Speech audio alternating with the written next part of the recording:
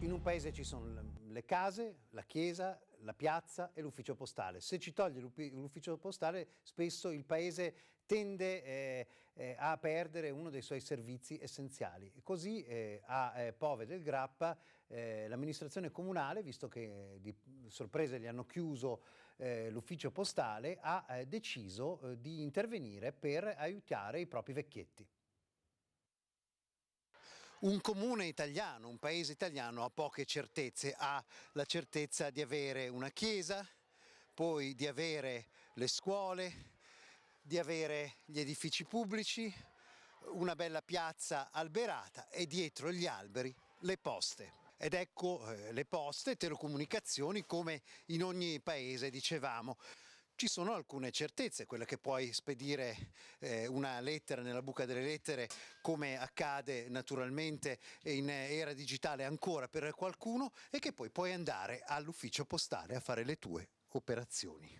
Oppure no. Ed eventualmente si possono sempre utilizzare gli ATM, i servizi Postomat, fuori servizio. È arrivato a ciel sereno questa notizia della chiusura poste e abbiamo chiaramente dovuto subito correre ai ripari e da venerdì, grazie anche al contributo all'Avas della nostra associazione, parte un servizio che collega Pove a Solagna appunto per creare un servizio delle poste e quindi accompagnare i nostri anziani e chi non è automunito alle poste di Solagna dove hanno trasferito la funzione. Quindi la soluzione di un ufficio postale chiuso praticamente a sorpresa passa questa volta attraverso il fai da te e la buona volontà degli amministratori di un comune di 3.100 abitanti come Pove del Grappa, un comune con la piazza, la chiesa, il bar, le scuole e la voglia di continuare ad abitarlo come una volta si faceva in tutti i paesi normali d'Italia. Sempre se l'ufficio postale faccia parte o meno di queste piccole grandi certezze, che non possono sparire per mesi e mesi come se nulla fosse dall'oggi al domani. Vaccinazione di massa a Cafoncello per i sindaci e gli amministratori trevigiani, questo come segnale forte che il vaccino antinfluenzale serve, già 140.000 solo in quella provincia, nella Marca, le dosi consegnate.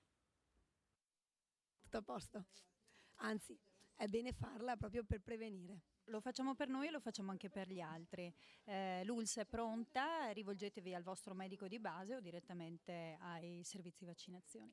Una foto di gruppo e poi via tutti a vaccinarsi contro l'influenza stagionale rigorosamente con fascia tricolore. Il messaggio lanciato dal Cafoncello è forte e chiaro: vaccinarsi si può e si deve, non solo le fasce più deboli o a rischio. L'ULSS 2 Marca Trevigiana è mobilitata, come confermano i dati. Sono state distribuite 140.000 dosi, la maggior parte ai medici di medicina generale che stanno vaccinando.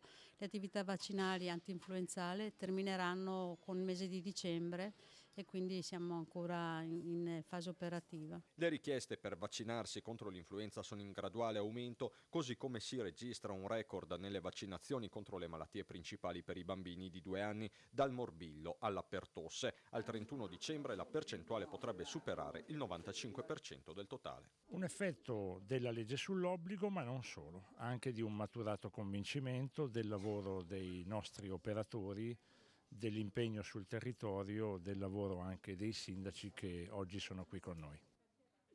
Grazie per averci seguito e una buona serata.